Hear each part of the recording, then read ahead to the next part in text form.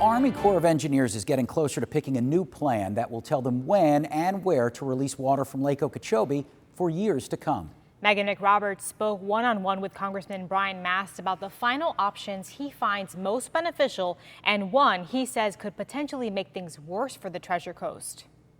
As toxic blue-green algae continues to flourish on Lake Okeechobee, coastal communities are reminded why they've been fighting to reduce or stop releases to the St. Lucie estuary. Our number is easy. It's a goose egg. It's zero. We don't want any time of year. We definitely don't want it when it's poison. U.S. Congressman Brian Mast says his office has been crunching the numbers from the Army Corps' 5 plans, narrowed down from thousands to become the new water release guideline. There's nothing that guarantees we'll get another chance to do this in 10 years, 20 years, or even 50 years.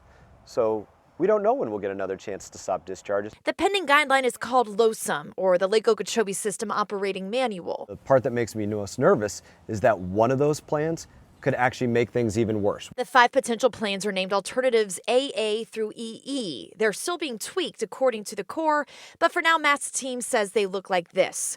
AA and CC reduce discharges to the St. Lucie the most by 75 and 95%. DD would also reduce discharges by about 15%. And EE, his office says, is still unclear.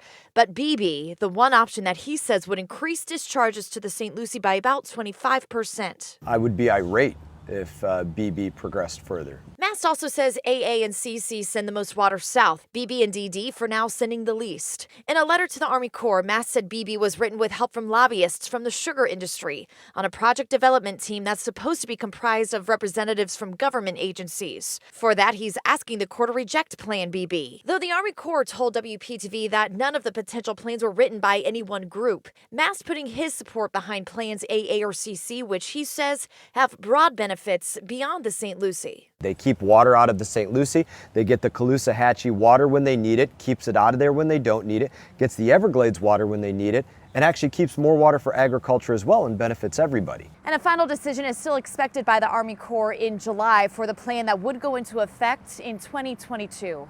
In Martin County, I'm Megan McRoberts, WPTV News Channel 5.